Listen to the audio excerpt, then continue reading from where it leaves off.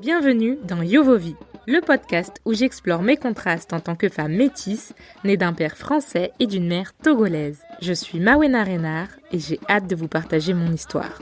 En quête d'identité ? Peut-être. En quête de réponse ? Surtout. Oui, je sais. Ça fait un bail, les amis. J'avoue, je suis partie sans un mot, sans donner d'adresse. Je vous ai laissé dans l'attente d'une suite. Je rigole, mais c'est pas drôle. Mais c'est parce que ça me fait penser à cette chanson. Si de ton côté le feu s'est éteint,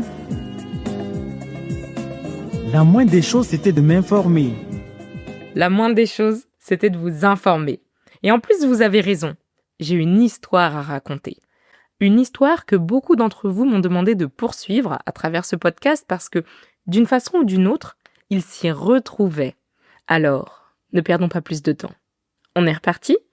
Allez, générique !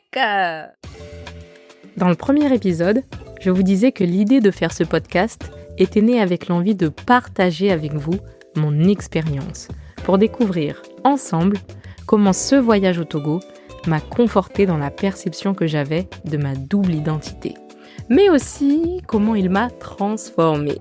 Et ce dont je suis sûre, c'est que beaucoup d'entre vous se reconnaîtront.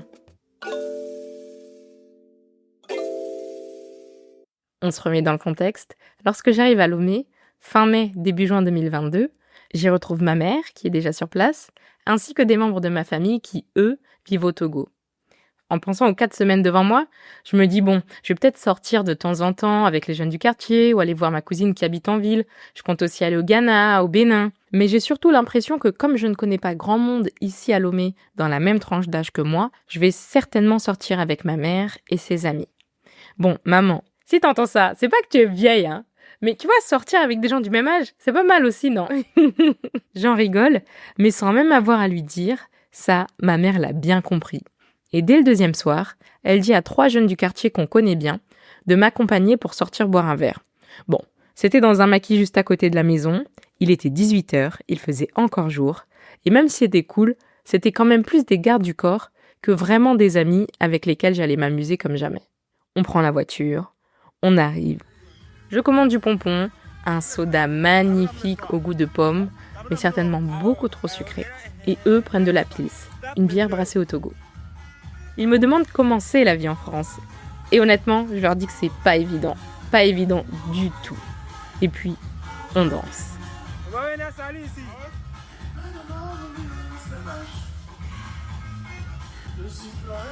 Et avant que la nuit tombe, on est déjà rentrés. Et ce soir-là, en allant me coucher, je ne me doutais pas que le lendemain, j'allais faire une découverte, vraiment une découverte, qui allait donner une tournure toute particulière à mon séjour. Allez, je vous explique. Le lendemain, j'ouvre Instagram et je découvre avec surprise qu'un ami vidéaste à moi est à Lomé. Ouais, à Lomé. C'est un ami que j'ai perdu de vue, ça fait 5 ans qu'on ne s'est pas vu. Un ami de Paris, il est blanc, français, mais togolais de cœur. Et là, je saute sur l'occasion, je lui écris un message direct. Mais t'es à Lomé, moi aussi. Et le lendemain, qui voit la partie à la salle de sport ? C'est nous. Et puis il me présente à ses amis. Et à partir de ce jour, on fait les 400 coups ensemble avec lui et son meilleur ami qui est togolais. Et donc, en quelques jours à peine, notre trio est lancé. On ne se lâche plus. On va à la salle ensemble la journée. Et le soir, ils me font découvrir des endroits de Lomé. Des endroits dont je n'aurais même pas soupçonné l'existence. Parce que ce qu'il faut savoir, c'est que la dernière fois que je suis venue au Togo, j'avais 18-19 ans et j'avais même fait un stage à la télé, mais sinon je ne sortais qu'avec ma mère, ma sœur et mes oncles. Et donc là, mes potes m'emmènent dans des endroits assez huppés, je dois dire, où je pense que je ne serais jamais allée par moi-même. Pourquoi ? Parce que de 1, je ne connais pas ces lieux, et de 2, je ne sais même pas avec qui y aller en fait. Et puis ce qu'il faut avouer, c'est que ces endroits sont quand même réservés à une population assez aisée, soit aux Togolais qui gagnent bien leur vie, aux expats ou aux touristes. Pour vous donner un exemple, dans certains endroits, le jus que je paye 500 ou 1000 francs au maquis, donc l'équivalent d'1 euro, 1,50 €, est vendu 5000 francs. Et ce qui est fou, c'est que sans que je l'ai su au départ en préparant mon voyage au Togo, je me retrouve pendant 2 semaines à parcourir la ville et ses clubs avec mes amis. La Villa, le Cotton Club, qui est un club de jazz magnifique,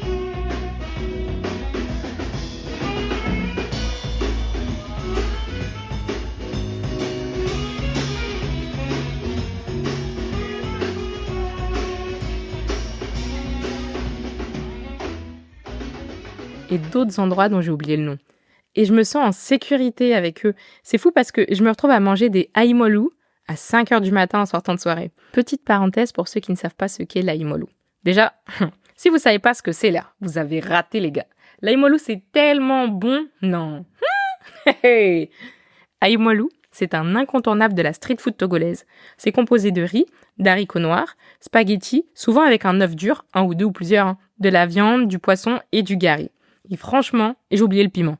Franchement, c'est magnifique. Ça se mange aussi bien en petit-déj qu'au repas du midi. Donc c'est trop bon. Même les puristes diront qu'ils peuvent manger ça à toute heure de la journée. Ça cale, il y a de tout. Non, vraiment, goûtez une fois aïmolou dans votre vie, s'il vous plaît. Quelle grâce. Bien. Beaucoup. Je vous le dis, j'adore tes dieux. J'aime bien. Voilà. Et donc, fin de la parenthèse, je me retrouve à manger des aïmolou à 5h du matin en sortant de soirée. Et après ça, mes potes me déposent à la maison, sous les yeux étonnés de ma mère qui nous dit toujours « C'est ça la jeunesse ?»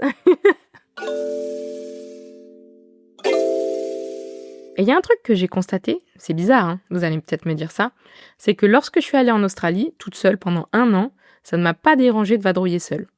Mais ici au Togo, alors que je suis quand même censée être à moitié à la maison, je ne sors jamais seule, sauf si je sais exactement où je vais et qui je vais y retrouver. Ça m'est arrivé une fois par exemple d'aller retrouver ma cousine Dina à l'autre bout de la ville et j'y suis allée en taxi-moto. D'ailleurs, merci Gozem. Gozem, c'est l'équivalent d'Uber au Togo, on peut y commander de la nourriture et on peut aussi y commander des trajets. Des trajets en taxi-moto ou alors en taxi tout court, taxi-voiture. Et je dois dire que Gozem, je leur ai donné pas mal d'argent en échange de trajets sécurisés. Et l'avantage de Gozem, c'est que moi, en tant que Yovovi, quand j'arrive devant un taxi pour commander directement, le prix double, triple, voire fait x10. Or que sur Gozem, j'ai pas mis de photo, mon prénom c'est Mawena, c'est un prénom togolais, donc quand je passe ma commande, personne ne sait si c'est Yovovi, si c'est Togota, voilà. Donc le prix est le même, le prix dépend juste de la distance. Donc vraiment Gozem, cœur sur vous, vous m'avez fait économiser beaucoup d'argent.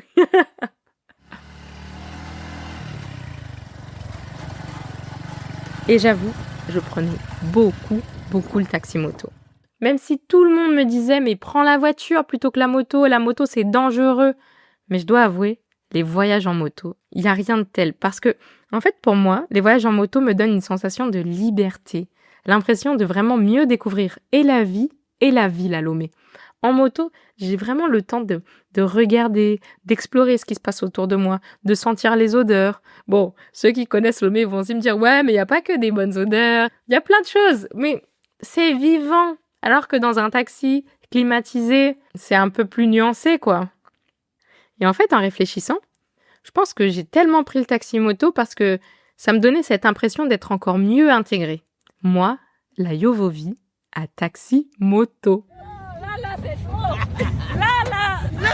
Moi, je voulais prendre un Gozem. On m'a mis dans des histoires. Là, c'est pas Yovovi. Là, c'est une femme africaine.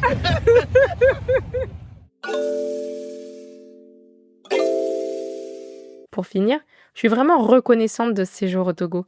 Parce que le fait de cumuler à la fois les sorties avec ma famille, avec les jeunes du quartier et avec mes 2 amis, ça m'a permis d'apprendre à connaître le Togo sous différentes facettes. Et le fait de pas seulement fréquenter les mêmes endroits, mais d'aller dans plusieurs endroits pour m'adapter au budget des personnes qui m'accompagnaient, ça m'a fait prendre conscience du privilège immense que j'avais avec mon pouvoir d'achat. Et d'ailleurs, ça me fait penser à une histoire qui m'est arrivée au début de mon séjour. Je vous la raconte ? Allez, on passe en mode storytelling. Pendant mon séjour, j'ai voulu aller sur une plage privée. Vous savez, le genre de plage avec des transats en bord de mer, des paillotes, où l'on peut à la fois boire un verre et se baigner. Voilà, ces plages-là. Bon, je ne sais plus si c'était Pure Plage ou Marcelo Beach, mais en tout cas, j'ai demandé à mon chauffeur de m'accompagner parce que ma mère n'était pas dispo. Et donc, lorsqu'on arrive, je veux commander quelque chose à boire. Je demande à mon chauffeur ce qu'il veut boire, en précisant bien que je l'invite. Il me dit OK, il me dit ce qu'il veut boire. Tout se passe bien, jusqu'à ce qu'il voit le prix de la conso. Et là, il me dit qu'il peut pas accepter de boire un jus à ce prix. Impossible pour lui. C'est non négociable. Moi, j'insiste quelques instants parce que je pense que je vais lui faire plaisir. Mais en fait, au contraire, j'ai vu qu'il considérait ça comme du gaspillage. Et là, quand je me suis aperçue de ça, j'ai laissé. Et il m'a proposé à la place d'aller dans un autre endroit en bord de mer qu'il connaissait et qui était beaucoup moins cher. Pour lui faire plaisir, bien sûr, j'ai accepté. Et j'avoue, même si je trouvais que l'endroit était moins beau, quand j'ai vu dans ses yeux à quel point il était content de me montrer un coin de Lomé qu'il appréciait, ça n'avait pas de prix. Et j'étais vraiment contente et reconnaissante d'être là, en fait. Parce que ce que je ne savais pas à l'époque, c'est que le SMIC au Togo, il tourne autour de 52 500 francs CFA, l'équivalent de 80 €. Donc vous vous imaginez bien, quand le SMIC est autour de 80 € par mois, payer un verre à 15 €, un seul verre, ça fait quand même très cher. Et ça, cet instant, cette compréhension que j'ai eue, ça m'a donné une leçon immense sur la notion de privilège que j'avais.